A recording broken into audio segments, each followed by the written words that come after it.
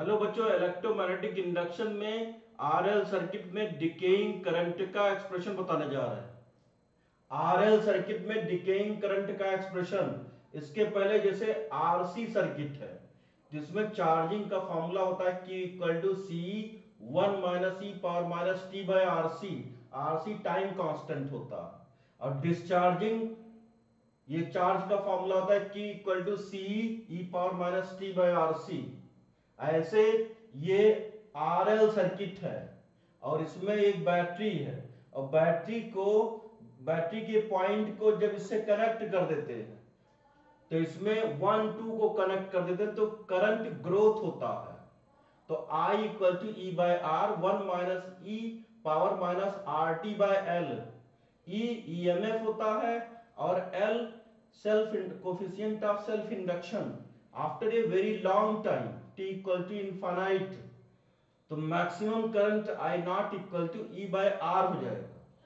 Now 1 and 2 are disconnected and 2 and 3 are connected. Battery से इसको अलग कर देते हैं।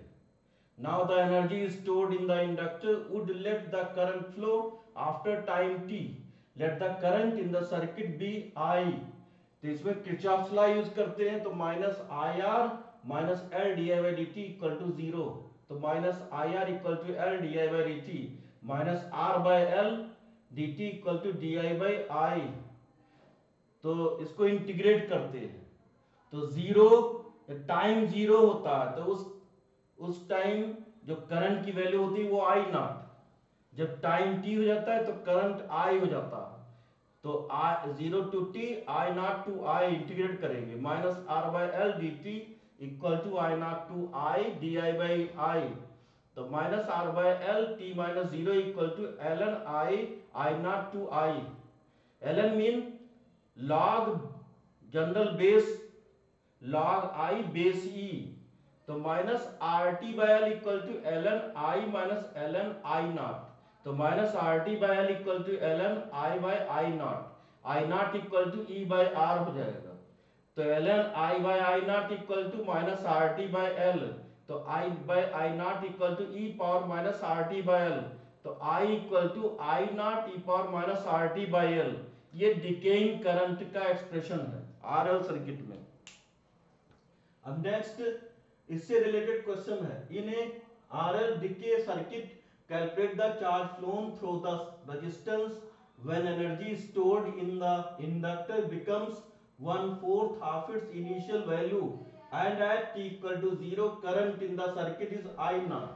Let at t equal to capital T energy stored becomes 1/4. तो energy stored U equal to 1/4 of initial value। तो I equal to I naught by two, U equal to half L I square. तो U directly proportional to I square. ये value होता है I equal to I naught E power minus R T by L. तो T की value होगी T equal to L by capital R, L coefficient of self induction, R resistance, log 2 base E equal to capital T।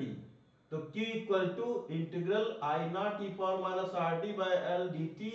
तो Q equal to 0 to L by R log 2 ln2 I naught E power minus R T by L D t. तो 0 to t value put कर देंगे, इसको simplify करेंगे, इसको integrate करेंगे। तो integrate करेंगे तो वैल्यू आती है Q equal to I naught E power minus R T by L upon minus R by L 0 to capital T। अब I naught minus L by R E power minus R T by L minus E power 0। अब इसमें value put करेंगे तो I naught minus L by R E power minus R by L by R log L N two minus 1। तो ये हो जाएगा Q equal to I naught minus L by R 1 by 2 minus 1 हो जाएगा। तो Q equal to I naught L by 2 R हो जाएगा। तो हीट एनर्जी कितना हो जाएगा, heat equal to 0 to L by R log 2 base e I square R d t. I is also function of time. Thank you.